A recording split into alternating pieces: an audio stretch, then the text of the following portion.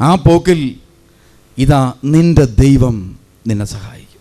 ആ പോക്കിലാണ് അബ്രഹാമിന് ഇതാ ദൈവം ഒരു കുഞ്ഞിനെ കൊടുത്തു. അതുവരെ അബ്രഹാമിൻ്റെ വേദന മുഴുവൻ ഇതായിരുന്നു, ദൈവമേ എനിക്ക് മക്കളില്ലല്ലോ, ഞാൻ മരിച്ചു പോയാൽ ഈ സാറായിക്കാരുണ്ട്, സാറ മരിച്ചു പോയാൽ എനിക്കാരുണ്ട്, ഇങ്ങനെ ഓർത്ത് വേദനിച്ചിരുന്ന അബ്രഹാമിന് ദൈവം ഒരു കുഞ്ഞിനെ കൊടുത്തു. അങ്ങനെ ആ കുഞ്ഞിനെ ലഭിച്ചു കഴിഞ്ഞപ്പോൾ ഇതാ കുഞ്ഞ് ജനിച്ചു കഴിഞ്ഞപ്പോൾ അബ്രഹാമിന് കുറേ ഉത്കണ്ഠകൾ. ദൈവമേ ഒരു കൊച്ചുണ്ടായി, ആ കൊച്ചിനെക്കുറിച്ച് ദൈവത്തിൻ്റെ പ്രവചനം ആകാശത്തിലെ നക്ഷത്രങ്ങൾ പോലെ ഇവന് കുഞ്ഞുങ്ങളുണ്ടാവുമെന്നാണ്. ഇത്രയും കുഞ്ഞുങ്ങളുണ്ടായി കഴിഞ്ഞാൽ എൻ്റെ ഈ കുഞ്ഞ് അവൻ ഇത്രയും പിള്ളേരെ നോക്കാനുള്ള കഴിവുണ്ടോ? അവനെ കൊണ്ട് ഇതിനുള്ള കഴിവുണ്ടോ? ഇനി എനിവേ അബ്രഹാം മരിച്ചു പോയാൽ എൻ്റെ ദൈവമേ ഭാര്യ എന്ത് ചെയ്യും? സാറ എന്ത് ചെയ്യും? സാറ മരിച്ചു പോയാൽ ഞാൻ എന്ത് ചെയ്യും? അബ്രഹാം ചിന്തിക്കാൻ തുടങ്ങി. അങ്ങനെ അബ്രഹാമിന് കൊച്ചുണ്ടായത് അടുത്ത ടെൻഷനായിട്ട് മാറാൻ തുടങ്ങി. ചില ആളുകൾക്ക് ഇതുപോലെയാണ്, ടെൻഷനാണ്, മൊത്തം ടെൻഷനാണ്, എന്നും ടെൻഷനാണ്, എന്നും പ്രയാസമാണ്, എന്നും ഭാരമാണ്. ജോലി കിട്ടിയാൽ ഭാരം, ജോലി കിട്ടിയില്ലേ ഭാരം, പിന്നെ ഏത് കാര്യം എടുത്താലും ഭാരമാണ്. രോഗം ഇല്ലെങ്കിൽ ഭാരം, രോഗം വരുമോ എന്ന്, രോഗം വന്നു കഴിഞ്ഞാൽ മരിച്ചു പോകുന്ന ഭാരം. ഇങ്ങനത്തെ മൊത്തം ഭാരമാണ് മനുഷ്യനെന്ന്, ടെൻഷനാണ് മുഴുവൻ. അപ്പോൾ അബ്രഹാമിന് ഇതുപോലെ ടെൻഷൻ കയറാൻ തുടങ്ങി. അപ്പോൾ ഈ ടെൻഷൻ കണ്ടിട്ട് തമ്പുരാൻ അബ്രഹാമിനോട് പറഞ്ഞു, അബ്രഹാം നീ നിൻ്റെ മകനെ എനിക്ക് വേണ്ടി ബലി കഴിച്ചേ, നീ നിൻ്റെ മകനെ എനിക്ക് വേണ്ടി ബലി കഴിക്കണം. അബ്രഹാമിന് ഒരു ദീർഘനിശ്വാസം, അയ്യോ ദൈവം പറഞ്ഞതാണെങ്കിൽ ബലി അങ്ങ് കഴിച്ചേക്കാൻ ഒരു പ്രശ്നം തീരുമല്ലോ. ഒരു സൈഡിൽ അബ്രഹാമിന് ആശ്വാസം, അപ്പുറത്തെ സൈഡിൽ അബ്രഹാമിൻ്റെ മനസ്സിൽ ഒരു മകനേ ഉള്ളൂ. ആ മകനെ ബലിയർപ്പിച്ച് കഴിഞ്ഞാൽ ഇനി എനിക്ക് ആരാ ഉള്ളത്? അങ്ങനെ രണ്ട് സൈഡിലും ഇതാ മനസ്സിൻ്റെ രണ്ട് വശങ്ങളിലും രണ്ട് തരത്തിലുള്ള അസ്വസ്ഥത. ചില മനുഷ്യർക്ക് അങ്ങനെയുണ്ട്, ഒരു സൈഡിൽ കൂടെ സന്തോഷവും അപ്പുറത്തെ സൈഡിൽ കൂടെ ദുഃഖവും ചില ആളുകൾക്ക് ഇങ്ങനെ കാണാൻ സാധിക്കും. ഉദാഹരണത്തിന് ഇതാ മകൻ കല്യാണം കഴിച്ചു, ഇതാ കൊച്ചിനെ വിട്ടിട്ട് വിദേശ രാജ്യത്തേക്ക് പോകാൻ നേരത്ത് പോകുന്നത് സങ്കടം, പോകാതിരുന്നാൽ അതിനേക്കാൾ സങ്കടം. ഇങ്ങനത്തെ മനുഷ്യരെ കാണാൻ സാധിക്കും. ഇരു സൈഡിലും കാലി ചവിട്ടി നിൽക്കും. അബ്രഹാമിൻ്റെ മനസ്സ് ഇങ്ങനെയായി തീർന്നു. ഇത്തരമൊരു മനസ്സുമായി അബ്രഹാം നിൽക്കുന്നത് കണ്ടപ്പോൾ തമ്പുരാന് പിടിച്ചില്ല. കാരണം എന്താണ്? ഇങ്ങനത്തെ മനസ്സുള്ളവരൊന്നും രക്ഷപ്പെടുകയില്ല. ഹൃദയം ഉണ്ടായിരിക്കണം. ഏത് കാര്യത്തിന് പോയാലും ആ കാര്യത്തിൽ പൂർണ്ണതയോടുകൂടി നിൽക്കാൻ സാധിച്ചാൽ മാത്രമേ ദൈവത്തിൻ്റെ തെരഞ്ഞെടുപ്പ് പൂർണ്ണമാകത്തുള്ളൂ. അതുകൊണ്ടാണല്ലോ പൗലോസ് അപ്പോസ്തലനെ ദൈവം തിരഞ്ഞെടുക്കാൻ കാരണം അവൻ നിലനിന്ന സംവിധാനത്തിൽ അവൻ പൂർണ്ണതയോടുകൂടി ആ കാര്യത്തിന് വേണ്ടി നിന്നു. ഒരു തീക്ഷ്ണമതിയായ യഹൂദനായി നിന്നു. അതുകൊണ്ടാണ് തിരഞ്ഞെടുപ്പുണ്ടായത്. നമ്മളെ ആരെയും തമ്പുരാൻ പ്രവാചകനായിട്ടും തിരഞ്ഞെടുക്കില്ല, ഒന്നുമായിട്ടും തിരഞ്ഞെടുക്കില്ല. കാരണം എന്താണ്? എവിടെ തിരഞ്ഞെടുത്താലും ചതഞ്ഞെന്ന് പറഞ്ഞുള്ള ഒരു ഇരിപ്പ്. സുവിശേഷം കേൾക്കാൻ വന്നാലും അങ്ങനെ തന്നെ, കേട്ടിട്ട് പോയാലും അങ്ങനെ തന്നെ. ഇതാണ് നമ്മുടെയൊക്കെ അവസ്ഥ. അതുകൊണ്ട് ഓർക്കുക, ഇതാ അബ്രഹാമിൻ്റെ ഈ മനസ്സ് തമ്പുരാൻ അങ്ങോട്ട് പിടിച്ചില്ല. അതുകൊണ്ട് തമ്പുരാൻ എന്ത് ചെയ്തു? ഇതാ പറഞ്ഞു, നീ നിൻ്റെ മകനെ എനിക്ക് വേണ്ടി ബലി കഴിക്കണം. അബ്രഹാം ബലിയർപ്പിക്കാൻ വേണ്ടി മോറിയമലയിലേക്ക് പോയി. പോകുന്ന സമയത്ത് നമ്മൾ കാണുന്നത് ഇതാ ഇസഹാക്കിൻ്റെ തോളിൽ വിറകും അടുക്കി വെച്ച് അവൻ്റെ കയ്യിൽ കൊടുത്ത് അവൻ്റെ തോളിൽ വെച്ച് അബ്രഹാം നടന്നു പോകുമ്പോൾ, വാളുമൊക്കെ കൈ പിടിച്ച് നടന്നു പോകുമ്പോൾ ഇതാ മകൻ ചോദിച്ചു, അപ്പാ ബലിക്കുള്ള ആടെവിടിയാ? അവൻ്റെ ഹൃദയം തേങ്ങി, അവൻ്റെ ഉള്ളിങ്ങനെ മന്ത്രിച്ചു. ഒരു മകനേ ഉള്ളൂ, അവനാണ് ബലിവസ്തു. അവൻ ഉള്ളിലിങ്ങനെ പറഞ്ഞു, നീയാണ് ആ ബലിവസ്തു, നീയാണ് ആ ബലിവസ്തു. പക്ഷേ പുറമേ അത് പറയാനുള്ള ധൈര്യം അബ്രഹാമില്ല. അതുകൊണ്ട് അബ്രഹാം പറഞ്ഞു, തമ്പുരാൻ തരും മകനെ. അങ്ങനെ ബലിയർപ്പിക്കാൻ പോയി വിറകടുക്കി ഇതാ ഇസഹാക്കിനെ വിറകിന് മുകളിൽ കൈകാലുകൾ കെട്ടിക്കിടത്തി. ഒരു സൈഡിൽ ടെൻഷൻ ഒഴിഞ്ഞിട്ടുണ്ട്. ഇവൻ വഴി എനിക്കുണ്ടാകാൻ പോകുന്ന ടെൻഷനെല്ലാം തീരാൻ പോയി ഈ ബലിയോടുകൂടി. തമ്പുരാൻ പറഞ്ഞത് നടക്കുകയും ചെയ്തു, എൻ്റെ ടെൻഷൻ തീരുകയും ചെയ്യും. പിന്നെ തമ്പുരാൻ കൊച്ചിനെ തന്നു എന്ന് ചോദിച്ചാൽ തന്നു. പിന്നെ ഇവനെ ബലി അർപ്പിച്ചു. അതോടുകൂടി പഴയ ടെൻഷനെല്ലാം കുറയാൻ പോവുകയാണ്. അങ്ങനെ ഒരു ചിന്ത അബ്രഹാം വാളെടുത്ത് മകനെ വെട്ടാനൊരുങ്ങുന്ന സമയത്ത് ദൈവം അബ്രഹാമിനോട് ചോദിച്ചു, അബ്രഹാം ബാലൻ്റെ മേൽ നീ കൈവെക്കരുത്.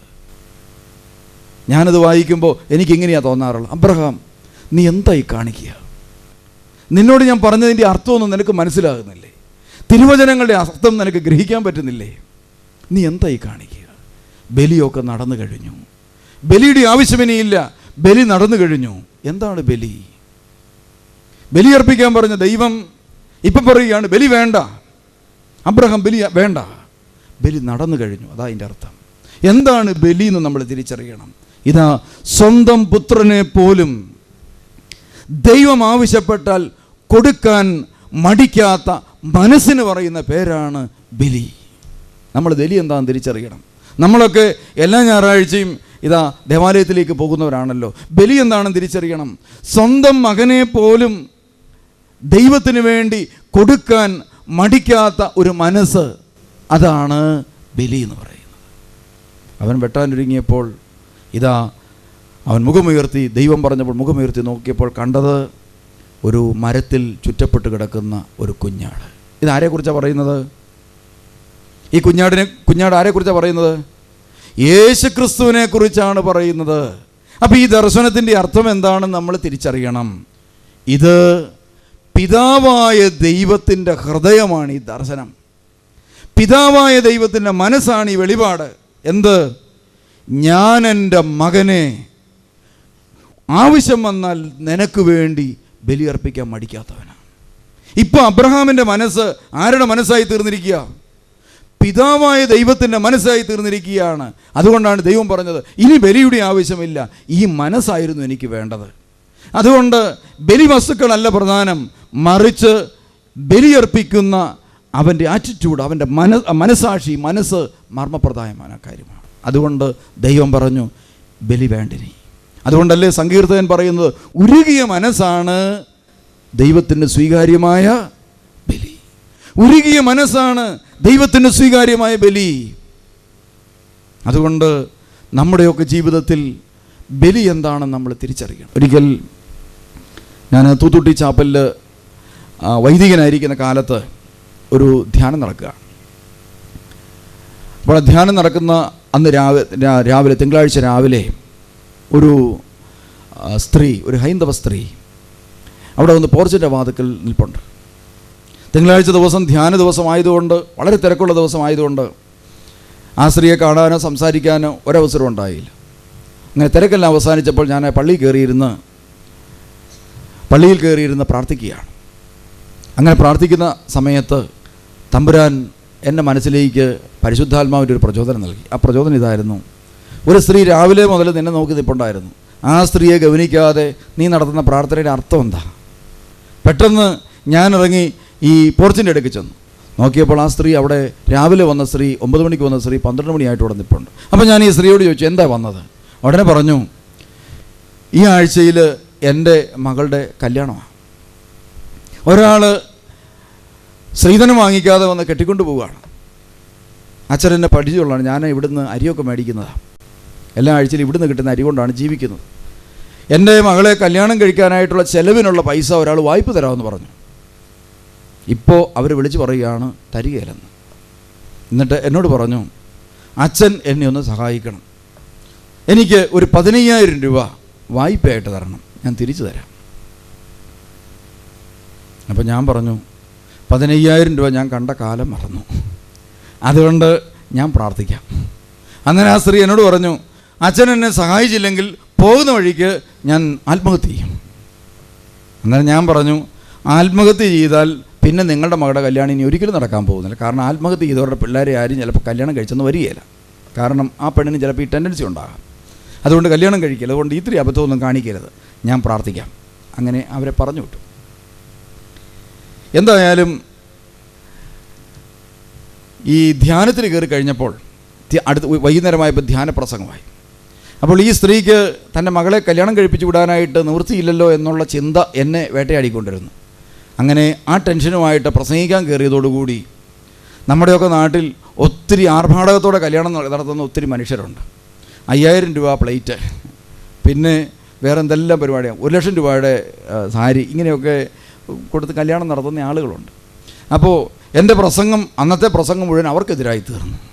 കിട്ടിയാലൊന്നും സംതൃപ്തിയില്ലാത്ത മനുഷ്യർ ആർഭാടകത്തോടെ ജീവിക്കുന്നു, പണം വൃഥാ ചെലവഴിക്കുന്നു എന്നെല്ലാം പറഞ്ഞ് ഞാൻ പ്രസംഗിച്ചു. പ്രസംഗം എല്ലാം കഴിഞ്ഞപ്പോൾ എനിക്കൊരു സംതൃപ്തി കിട്ടി. ആ സ്ത്രീക്ക് പ്രയോജനമൊന്നും ഉണ്ടായില്ലെങ്കിലും എനിക്ക് മനസ്സിനൊരു സമാധാനം കിട്ടി. ഇത്രയൊക്കെ പറയാൻ പറ്റിയല്ലോ. ഞാൻ അവിടുന്ന് സ്റ്റേജിൽ നിന്ന് ഇറങ്ങി പുറത്തേക്ക് പോകുമ്പോൾ ഒരു സ്ത്രീ ഏറ്റവും പിന്നിൽ നിന്ന് ഓടി എൻ്റെ അടുക്ക് വന്നിട്ട് എന്നോട് പറഞ്ഞു, ഞാൻ 7 വർഷമായിട്ട് എനിക്ക് കുട്ടികളില്ല. ഞാൻ 2-3 പ്രാവശ്യം അച്ഛൻ്റെ അടുക്ക് വന്ന് തലയൊക്കെ വെച്ച് പ്രാർത്ഥിച്ചാൽ, ഞാൻ പറഞ്ഞു ഓർക്കുന്നുണ്ട്, ഞാൻ ശരിക്കും പ്രാർത്ഥിച്ചതാണ്. അന്നേരം അച്ഛൻ പറഞ്ഞായിരുന്നു, ധ്യാനം കൂടിയാൽ ഒരുപക്ഷെ ദൈവം സ്പർശിച്ചെന്ന് വരാം. തമ്പുരാൻ അങ്ങനെയാണ് നമ്മളെ കണ്ടമാനായിട്ട് നടത്തിച്ചിട്ട് ചില കാര്യങ്ങൾ സാധിച്ചു തരത്തുള്ളൂ. അപ്പോൾ ഞാൻ പറഞ്ഞു ധ്യാനം കൂടിയാൽ ചിലപ്പോൾ നടക്കും. അങ്ങനെയാണ് ധ്യാനം കൂടാൻ വന്നത്. ഇപ്പോൾ അച്ഛൻ്റെ പ്രസംഗം കേട്ടപ്പോൾ ഒരു കാര്യം മനസ്സിലായി, കിട്ടിയത് കൊണ്ട് സംതൃപ്തിപ്പെട്ടോണം. ഇത് പറയാൻ വേണ്ടി ആയിരിക്കാം അച്ഛൻ എന്നെ ഈ ധ്യാനത്തിൽ നേരെ മുഖത്ത് നോക്കി പറയാൻ പറ്റാത്തതുകൊണ്ട് മൈക്കിൽ കൂടെ പറയാൻ വേണ്ടി ആയിരിക്കാം എന്നെ വിളിച്ച് ഇവിടെ വരുത്തിയത്. അതുകൊണ്ട് ഒരു 15,000 രൂപ എടുത്ത് എൻ്റെ കയ്യിൽ തന്നിട്ട് പറഞ്ഞു, എനിക്ക് എൻ്റെ ഉദരത്തിൽ പിറക്കാത്ത കുഞ്ഞ്, ആ പെൺകുട്ടി അവൾ പോയി കല്യാണം കഴിച്ച് അവൾക്കുണ്ടാകട്ടെ കുഞ്ഞ് എന്ന് പറഞ്ഞ് ഈ പണം എൻ്റെ കയ്യിൽ തന്നു. ഞാൻ എത്രയുണ്ടെന്ന് ചോദിച്ചാൽ പറഞ്ഞു 15,000 രൂപ. എനിക്ക് വലിയ സന്തോഷമായി, കാരണം പ്രസംഗം ഏറ്റല്ലോ. അപ്പോൾ ഞാൻ മുറിയിൽ ചെന്നു. കോട്ടയം ഭദ്രാസനത്തിലൊരു അച്ഛനാണ്, തോമസ് കറുകപ്പടി അച്ഛൻ. അച്ഛനെ ഫോണിൽ വിളിച്ച് വരുത്തി ഈ പണം അച്ഛൻ്റെ കയ്യിൽ ഏൽപ്പിച്ചു. എന്നിട്ട് അച്ഛനോട് പറഞ്ഞു, അവിടെ പോയി ഈ കല്യാണത്തിന് വേണ്ട ക്രമീകരണമൊക്കെ അച്ഛൻ ചെയ്തു കൊടുക്കണം, പൈസ ഒന്നും അനാവശ്യമായി ചിലവാക്കാതെ ഈ കല്യാണം നടത്തിക്കൊടുക്കും. അച്ഛൻ അങ്ങനെ ആ വെള്ളിയാഴ്ച നടക്കേണ്ട കല്യാണം ആ ദിവസങ്ങളിൽ പോയി ക്രമീകരിച്ച് നടത്തിക്കൊടുത്തു. ധ്യാനം കഴിഞ്ഞു. ഈ പെൺകുട്ടി ഭർത്താവിനോട് ചേർന്ന് എന്നെ കാണാൻ വന്നു. ഒരു 3-4 മാസം കഴിഞ്ഞപ്പോൾ മക്കളില്ലാത്ത ആ സ്ത്രീയും വന്നു. അവരെന്നോട് പറഞ്ഞു, ഞാനിപ്പോൾ ഗർഭിണിയാണ്. ദൈവം ആ ധ്യാനത്തിൽ എന്നെ സ്പർശിച്ച് എനിക്കൊരു കുഞ്ഞിനെ തന്നു. അപ്പോൾ എനിക്ക് സന്തോഷത്തേക്കാൾ കൂടുതൽ സങ്കടവും മനപ്രയാസവും പരിശുദ്ധാത്മാവിനോട് ഒരു നീരസവുമാണ് തോന്നിയത്. ഞാനിങ്ങനെ പരിശുദ്ധാത്മാവോട്, എൻ്റെ പരിശുദ്ധാത്മാവേ, കല്യാണം നടത്തി കൊടുത്തത് പരിശുദ്ധാത്മാവാണ്, അങ്ങനെയാണല്ലോ നമ്മൾ വിശ്വസിക്കുന്നത്. പരിശുദ്ധാത്മാവ് വഴി അവരെ ഒന്നിപ്പിച്ചിരിക്കുകയാണ്. അങ്ങനെയാണെങ്കിൽ അവർക്ക് കല്യാണം കഴിഞ്ഞ് ഉടനെ ഒരു കൊച്ചുണ്ടായിരുന്നെങ്കിൽ ഇപ്പോൾ ആ കൊച്ചിന് 7 വയസ്സുണ്ടാകുമായിരുന്നു. എന്ന് മാത്രമല്ല 25 ലക്ഷം രൂപയോളം അവർ ചിലവാക്കിയിട്ടുണ്ട് ട്രീറ്റ്മെൻറ്റിന്. ആ പണം അവരുടെ അധ്വാനത്തിൻ്റെ ഫലമാണ്. അതെന്തെല്ലാം നല്ല കാര്യത്തിന് ഉപയോഗിക്കാമായിരുന്നു, ധ്യാനകേന്ദ്രം പണിയാനോ പാവങ്ങൾ കൊടുക്കാനോ ഒക്കെ ഉപയോഗിക്കാമായിരുന്നു. ആ പണമെല്ലാം ട്രീറ്റ്മെൻറ്റിന് വേണ്ടി വെറുതെ പോയിട്ട് ഇപ്പോൾ പരിശുദ്ധാത്മാവ് ഇതാ പ്രവർത്തിക്കേണ്ട സമയത്ത് പ്രവർത്തിക്കാതെ അത്ര അത്യാവശ്യമില്ലാത്ത സമയത്ത് കയറി പ്രവർത്തിച്ചു. ഇതെന്താണ് ഈ പരിശുദ്ധാത്മാവിൻ്റെ പ്രവൃത്തി? ഇങ്ങനെ എനിക്ക് മനസ്സിലിങ്ങനെ തോന്നാൻ തുടങ്ങി. പരിശുദ്ധാത്മാവിനോട് നീരസം, അത്ഭുതം നടന്നതിൻ്റെ സന്തോഷമൊന്നും എനിക്കുണ്ടായില്ല. ഞാനങ്ങനെ തമ്പുരാൻ്റെ മുമ്പിലിരുന്ന് പ്രാർത്ഥിക്കുമ്പോൾ ഇതാ പരിശുദ്ധാത്മാവ് എനിക്ക് വലിയൊരു വെളിപ്പെടുത്തൽ നൽകി. അതെൻ്റെ ജീവിതത്തെ തന്നെ മാറ്റിമറിച്ചു. പരിശുദ്ധാത്മാവ് എൻ്റെ ഉള്ളിലിരുന്ന് ഇങ്ങനെ പറഞ്ഞു, ഇപ്പോഴാണ് അവളുടെ ജീവിതത്തിൽ ഒരു ബലി നടന്നത്. ഇപ്പോഴാണ് അവളുടെ ജീവിതത്തിൽ ഒരു ബലി നടന്നത്. എപ്പോഴാണ്? എനിക്ക് ലഭിക്കാത്തത് എൻ്റെ സഹോദരിക്ക് ലഭിക്കട്ടെ. സഹോദരന് വേണ്ടി ജീവൻ കൊടുക്കുന്നതിനേക്കാൾ വലിയ സ്നേഹം ഇല്ല. അപ്പോൾ ഇതാ ബലിയുടെ ഏറ്റവും മർമ്മപ്രധാനമായ ഒരു കാര്യം സ്നേഹമാണെന്ന് നമ്മൾ തിരിച്ചറിയണം. സ്നേഹം ജീവിതത്തിൽ ആവിഷ്കരിക്കുകയും സ്നേഹം ജീവിതത്തിലൂടെ പകരപ്പെടുന്നതിലൂടെ മാത്രമേ ഒരു ബലി അർത്ഥപൂർണ്ണമാകത്തുള്ളൂ. അങ്ങനെയെങ്കിൽ നമ്മളൊക്കെ ഞായറാഴ്ചകളിൽ എന്നുമെന്നും ബലിക്ക് വേണ്ടി പോകുന്നവരാണ്. പോകുന്ന നാം ഓർക്കേണ്ട ഒരു കാര്യമുണ്ട്, എൻ്റെ ബലി സ്വീകരിക്കപ്പെടുന്ന ബലിയായി തീരുന്നുണ്ട്. എൻ്റെ ബലിയിലേക്ക് ദൈവത്തിൻ്റെ സ്നേഹം അഗ്നിയായി ഇറങ്ങി വന്ന് ആ ബലി എന്തിനു വേണ്ടി അർപ്പിച്ചോ ആ ബലി ആവശ്യങ്ങളുടെ മേൽ ദൈവത്തിൻ്റെ ആത്മാവ് പ്രവർത്തിക്കുന്നുണ്ടോ? ഇല്ലെങ്കിൽ തിരിച്ചറിയണം, സ്വീകരിക്കപ്പെടാത്ത പോകുന്ന ബലികൾക്ക് പിന്നിൽ സ്നേഹരഹിതമായ നിലപാടുകളും മനോഭാവങ്ങളും ഉണ്ട്. അതുകൊണ്ട് നമുക്ക് ഒരു സമ്പൂർണ്ണ ബലി അർപ്പിക്കാൻ എന്ത് ചെയ്യണമെന്ന് നമ്മൾ ചിന്തിക്കണം. അതുകൊണ്ടാണ് പഴയ നിയമത്തിലെ ബലികളെയെല്ലാം നീക്കിക്കളയുന്ന ഭാഗം നമ്മൾ കാണുന്നത്. എന്നിട്ട് പുതിയ നിയമത്തിൽ ഒരു ബലി ദൈവം സ്ഥാപിച്ചു. ആ ബലിയുടെ പേരെന്താണ്? നമ്മൾ പറയും വിശുദ്ധ കുർബാന. ആ ബലിയുടെ പേരെന്താണ്? വിശുദ്ധ കുർബാന. അതുകൊണ്ട് നമ്മളിനി വിശുദ്ധ കുർബാനയെക്കുറിച്ചാണ് ചിന്തിക്കുക. പുതിയ നിയമത്തിലെ ബലിയെക്കുറിച്ചാണ് ചിന്തിക്കാൻ പോകുന്നത്. അപ്പോൾ പുതിയ നിയമത്തിൽ ബലിയെക്കുറിച്ച് നമുക്കിനി ചിന്തിക്കാം. പഴയ നിയമത്തിലെ പ്രത്യേകത, ബലി വസ്തുവുമുണ്ടായിരുന്നു, ബലിയർപ്പിക്കുന്ന പുരോഹിതനുമുണ്ടായിരുന്നു. ധാന്യബലിയുണ്ട്, അങ്ങനെ പലതരത്തിലുള്ള ബലിയുണ്ട്. മൃഗബലികളുണ്ട്, പലതരത്തിലുള്ള ബലികളുണ്ട്. പുതിയ നിയമത്തിലേക്ക് വരുമ്പോഴുള്ള പ്രത്യേകത, ബലിയർപ്പിക്കുന്ന പുരോഹിതനും ബലിവസ്തുവും ഒരാൾ തന്നെയാണ്. ബലിയർപ്പിക്കുന്ന പുരോഹിതനും ബലിവസ്തുവും ഒരാൾ തന്നെ ആയിരിക്കുമെന്നതാണ് പുതിയ നിയമ ബലിയുടെ പ്രത്യേകത. പുതിയ നിയമത്തിലെ ബലിയർപ്പിച്ച പുരോഹിതൻ യേശുക്രിസ്തുവാണ്. ബലിയർപ്പിച്ച ബലിവസ്തു എന്താണ്? യേശുക്രിസ്തു തന്നെയാണ്. ഇതാണ് പുതിയ നിയമ ബലിയുടെ പ്രത്യേകത. ഇനി ആ ബലി അർപ്പിക്കുമ്പോൾ നമുക്കൊന്ന് നോക്കാം. യോഹന്നാൻ്റെ സുവിശേഷം 13-ാം അധ്യായത്തിൻ്റെ 34-ാമത്തെ വചനം. ഒരു ബലി അർപ്പിക്കുമ്പോൾ ആ ബലിയുടെ നിയമം എന്തായിരിക്കുമെന്ന് ബലി പൂർത്തിയാക്കിക്കൊണ്ട് യേശു വെളിപ്പെടുത്തുകയാണ്. ഒരു പുതിയ കൽപ്പന ഞാൻ നിങ്ങൾക്ക് നൽകുന്നു. എന്താണ്? നിങ്ങൾ പരസ്പരം സ്നേഹിക്കുവിൻ. ഞാൻ നിങ്ങളെ സ്നേഹിച്ചതുപോലെ നിങ്ങൾ പരസ്പരം സ്നേഹിക്കുവിൻ. നിങ്ങൾക്ക് പരസ്പരം സ്നേഹമുണ്ടെങ്കിൽ നിങ്ങൾ എൻ്റെ ശിഷ്യന്മാരാണെന്ന് അതുമൂലം എല്ലാവരും അറിയും. ഏതുമൂലം? നിങ്ങൾക്ക് സ്നേഹമുണ്ടെങ്കിൽ. അങ്ങനെയെങ്കിൽ നിങ്ങളൊരു ക്രിസ്ത്യാനിയാണെന്ന്, ഒരു ക്രിസ്തു ശിഷ്യനാണെന്ന് നാട്ടുകാർക്ക് മനസ്സിലാകണമെങ്കിൽ എന്ത് ചെയ്യണമെന്നവിടെ പറയുകയാണ്. എന്ത് ചെയ്യണം? ഞാൻ നിങ്ങളെ സ്നേഹിച്ചതുപോലെ നിങ്ങൾ പരസ്പരം സ്നേഹിക്കണം. സ്നേഹിച്ചാൽ പോരാ. നമുക്കൊക്കെ എല്ലാവരോടും നല്ല സ്നേഹമുള്ളവരാണ്. വിദേശ രാജ്യത്തു നിന്ന് വരുന്ന അമ്മായിയോട് വളരെ സ്നേഹമാണ് നമുക്ക്. ഒരു 10 ലക്ഷം രൂപ വായ്പ മേടിക്കാനിരിക്കുകയാണ്, സ്ഥലം മേടിക്കാൻ. തരികയിലെന്ന് പറയുന്നതോടുകൂടി സ്നേഹം തീർന്നു. ഇതല്ല സ്നേഹം. ഇങ്ങനെ സ്നേഹിക്കണമെന്നല്ല പറഞ്ഞു. മറിച്ച് ഞാൻ നിങ്ങളെ സ്നേഹിച്ചതുപോലെ നിങ്ങൾ പരസ്പരം സ്നേഹിക്കുക. അങ്ങനെയെങ്കിൽ യേശുക്രിസ്തു എങ്ങനെയാണ് എന്നെ സ്നേഹിച്ചത് എന്ന് ഞാൻ അറിയണം. യേശുക്രിസ്തു എങ്ങനെയാണ് എന്നെ സ്നേഹിച്ചതെന്ന് തിരിച്ചറിഞ്ഞാൽ മാത്രമേ ഒരു നല്ല ബലി അർപ്പകനായി മാറാൻ എനിക്ക് സാധിക്കത്തുള്ളൂ.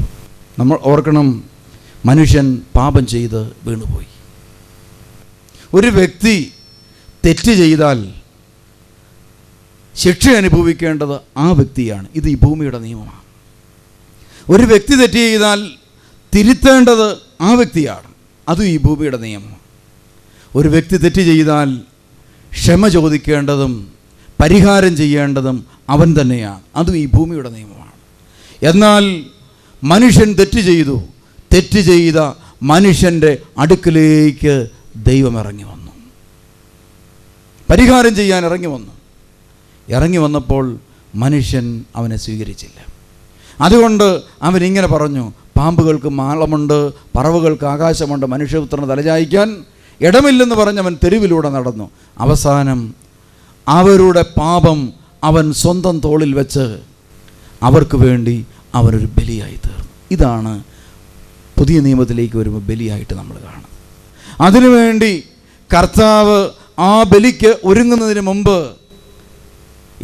കർത്താവ് യോഹന്നാൻ്റെ സുവിശേഷം 13 ഒരു ബലി പൂർത്തിയാക്കുകയാണ്, പെസഹ ബലി. എങ്ങനെയാണ് ആ ബലി നടക്കുന്നതെന്ന് നമുക്കൊന്ന് കാണാം. യോഹന്നാൻ്റെ സുവിശേഷം 13 ഒരു ബലിക്ക് ഒരുങ്ങുന്ന വ്യക്തിയുടെ നിലപാടും മനോഭാവവും എങ്ങനെയായിരിക്കണം. 13-ാം അധ്യായം 2-ാമത്തെ വചനം. യേശുക്രിസ്തു സ്നേഹിച്ചതുപോലെ ഒരു ബലിക്ക് നമ്മുടെ ജീവിതം ഒരുങ്ങണമെങ്കിൽ ചെയ്യേണ്ട കാര്യം ഇവിടെ പറയുകയാണ്. യേശുക്രിസ്തു ഞാൻ നിങ്ങളെ സ്നേഹിച്ചതുപോലെ നിങ്ങൾ പരസ്പരം സ്നേഹിക്കണം. യേശു എങ്ങനെയാണ് നമ്മളെ സ്നേഹിച്ചത്? അവൻ അത്താഴത്തിനിടയിൽ ഒരു തൂവാലയെടുത്ത് അരയിൽ ചുറ്റി. എന്നിട്ട് എന്ത് ചെയ്തു? ശിഷ്യന്മാരുടെ പാദം കഴുകി തുടയ്ക്കാൻ ശ്രമിച്ചു. എന്നിട്ട് പറഞ്ഞു, ഞാൻ നിങ്ങളെ സ്നേഹിച്ചതുപോലെ നിങ്ങൾ പരസ്പരം സ്നേഹിക്കണം. ഞാൻ നിങ്ങളെ സ്നേഹിച്ചതുപോലെ നിങ്ങൾ പരസ്പരം സ്നേഹിക്കണം. എങ്കിലേ ബലി സ്വീകരിക്കപ്പെടത്തുള്ളൂ. അങ്ങനെയെങ്കിൽ ഒരു വിശുദ്ധ കുർബാനയ്ക്ക് പോകുന്ന വ്യക്തിക്ക് ഉണ്ടായിരിക്കേണ്ട നിലപാട്, മനോഭാവം എന്താണ്? സഹോദരൻ്റെ പാദം കഴുകി ചുംബിക്കാനുള്ള മനസ്സെളിമയുള്ളൊരു വ്യക്തിക്ക് വേണ്ടി മാത്രം മാറ്റിവെക്കപ്പെട്ട ഒന്നാണ് പുതിയ നിയമത്തിലെ ബലി. അതുകൊണ്ടാണല്ലോ അനേകം അത്ഭുതങ്ങൾ യേശു ചെയ്തു. എല്ലാ അത്ഭുതങ്ങളും എല്ലാ മനുഷ്യരുടെയും മുമ്പിൽ വെച്ച്, തെരുവിലും അതുപോലെ സിനഗോഗുകളിലും ഒക്കെ വെച്ച് എല്ലാവർക്കും വേണ്ടിയാണ് യേശു ചെയ്തത്. എന്നാൽ ഒരത്ഭുതം മാത്രമേ തൻ്റെ ശിഷ്യന്മാരെ മാത്രം വേർതിരിച്ച് മാറ്റിക്കൊണ്ടുപോയി ഒരു മുറിക്കകത്ത് വെച്ച് ഒരു അത്ഭുതം മാത്രമേ ചെയ്തുള്ളൂ. ആ അത്ഭുതമാണ് വിശുദ്ധ കുർബാന. അതുകൊണ്ട് വിശുദ്ധ കുർബാനയ്ക്ക്, ഒരു ബലിക്ക് ഒരുങ്ങുന്ന ഒരു വ്യക്തിയെ സംബന്ധിച്ചിടത്തോളം, മറ്റൊരു വിധത്തിൽ പറഞ്ഞാൽ ഒരു ക്രിസ്ത്യാനിയെ സംബന്ധിച്ചിടത്തോളം ഈ അത്ഭുതത്തിൻ്റെ പങ്കാളിയായി തീരണമെങ്കിൽ ചില നിലപാടുകളും ചില മനോഭാവങ്ങളും വേണം. അതുകൊണ്ടല്ലേ ഇന്ന് ബലികളിൽ ചെന്ന് പങ്കെടുക്കുമ്പോൾ ദൈവമക്കൾക്ക് യാതൊരു ദൈവാനുഭവവും ഉണ്ടാകുന്നില്ല. അതിന് കാരണം ഇതാണ്. ബലിക്കുള്ള ക്വാളിഫിക്കേഷൻ നമുക്കുണ്ടാകും, ബലിക്കുള്ള യോഗ്യത നമുക്കുണ്ടാകണം. അതിന് ഒരു സ്നേഹം നമ്മുടെ ജീവിതത്തിൽ ആവിഷ്കരിക്കണം. ഇവിടെ പറയുകയാണ്, തൂവാലയെടുത്ത് അരയിൽ ചുറ്റി അവൻ ശിഷ്യന്മാരുടെ പാദം കഴുകി ചുംബിക്കാൻ തുടങ്ങി. അപ്പോൾ കുർബാനയ്ക്ക് പോകുന്നതിന് മുമ്പുള്ള നമ്മുടെ മനോഭാവം ഇതായിരിക്കണം. യേശുക്രിസ്തു അങ്ങനെ ശിഷ്യന്മാരുടെ എല്ലാം പാദം കഴുകാൻ ചെന്നു. അപ്പോൾ പത്രോസ് പറഞ്ഞു, കർത്താവേ, നീ എൻ്റെ പാദം കഴുകരുത്. നമ്മളോർക്കും ചില മനുഷ്യരുടെയൊക്കെ വർത്തമാനം കേട്ട് കഴിഞ്ഞാൽ എളിമയാണെന്ന്. ഇത് എളിമയൊന്നും കൊണ്ടായിട്ട് പറഞ്ഞതല്ല, മറിച്ച് എന്താണ്? നീ എൻ്റെ കാല് കഴുകിയാൽ ഞാൻ പലരുടെയും കാല് കഴുകേണ്ടി വരും, അതുകൊണ്ട് നീ എൻ്റെ കാല് കഴുകരുത്. നീ എൻ്റെ കാല് കഴുകിയാൽ ഞാൻ പലരുടെയും കാല് കഴുകേണ്ടി വരും, അതുകൊണ്ട് നീ എൻ്റെ കാല് കഴുകരുത്. ഉടനെ കർത്താവ് ഒരു വലിയ ആത്മീയ രഹസ്യം വെളിപ്പെടുത്തി. നിൻ്റെ പാദം ഞാൻ കഴുകുന്നില്ലെങ്കിൽ നിനക്കെന്നോടുകൂടെ പങ്കില്ല. നിൻ്റെ പാദം എന്നെക്കൊണ്ട് നീ കഴുകിക്കുന്നില്ലെങ്കിൽ നിനക്ക് എന്നോടുകൂടെ പങ്കില്ല. അങ്ങനെയെങ്കിൽ ഒരു വ്യക്തിക്ക് ക്രിസ്തുവിൻ്റെ ജീവിതത്തോട് പങ്കാളിത്തം ലഭിക്കണമെങ്കിൽ, മറ്റൊരു രീതിയിൽ പറഞ്ഞാൽ ഒരു വ്യക്തിക്ക് ക്രിസ്ത്യാനിയാകാൻ സാധിക്കണമെങ്കിൽ എന്ത് വേണം? അവൻ യേശുവിനെ കൊണ്ട് തൻ്റെ പാദം കഴുകിക്കണം. അത് നമുക്ക് എളുപ്പമുള്ള കാര്യമാണ്. യേശുക്രിസ്തുവിനെ കൊണ്ട് മാത്രമല്ല, നാട്ടുകാരെ കൊണ്ടൊക്കെ നമ്മുടെ കാല് കഴിയിക്കാൻ വേണ്ടിയിട്ടുള്ള നിലപാടുകളും മനോഭാവവും എടുത്തുകൊണ്ടാണല്ലോ നമ്മൾ പലപ്പോഴും ദേവാലയങ്ങളിലും ദൈവീയ സംവിധാനങ്ങളിൽ നിൽക്കുന്നത്. എല്ലാവരും എൻ്റെ പാദത്തിൻ്റെ കീഴിലായിരിക്കണം. അതുകൊണ്ടാണല്ലോ നമുക്കറിയാം, ദേവാലയത്തിലൊക്കെ ചെല്ലുമ്പോൾ നമ്മുടെ ആറ്റിറ്റ്യൂഡ് എന്താണ്? എങ്ങനെയെങ്കിലും നമുക്കൊരു പൊസിഷൻ, ഒരു സ്ഥാനം, എന്തെങ്കിലുമൊക്കെ ഒന്നായിത്തീരണം. ഇതിനു വേണ്ടിയാണ് പലരും ദേവാലയത്തിൽ പോകുന്നത് തന്നെ. അതുകൊണ്ടാണ് ബലികളൊക്കെ പൂർത്തിയായിട്ടും പലപ്പോഴും ദേവാലയത്തിൽ പോകുന്നവരുടെയൊക്കെ മുഖം കറുത്തിരിക്കുന്നത്. ഇറങ്ങിയാലും സന്തോഷമില്ല, അവരിനെ നോക്കാൻ പറ്റുന്നില്ല. ഇതൊക്കെ ഇതുകൊണ്ടാണ് ബലികളൊന്നും സ്വീകരിക്കപ്പെടുന്നില്ല. അപ്പോൾ ഇവിടെ നമ്മൾ കാണുകയാണ്, പത്രോസിനോട് പറഞ്ഞു, നിൻ്റെ പാദം ഞാൻ കഴുകുന്നില്ലെങ്കിൽ നിനക്ക് എന്നോടുകൂടെ പങ്കില്ല. അങ്ങനെയാണെങ്കിൽ എനിക്ക് യേശുക്രിസ്തുവിനോടുകൂടെ പങ്കാളിത്തം ഉണ്ടാകണമെങ്കിൽ ഞാൻ എന്ത് ചെയ്യണം? യേശുക്രിസ്തുവിനെ കൊണ്ട് എൻ്റെ പാദം കഴുകിക്കണം. എളുപ്പമുള്ള സംഗതിയായത്.